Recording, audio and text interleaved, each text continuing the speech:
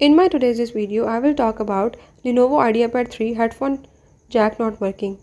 So if in this device Lenovo Ideapad 3, if you are facing the headphone jack related problem, I will show you in this video how you can resolve it.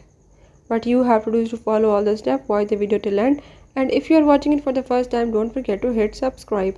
Now let's watch it.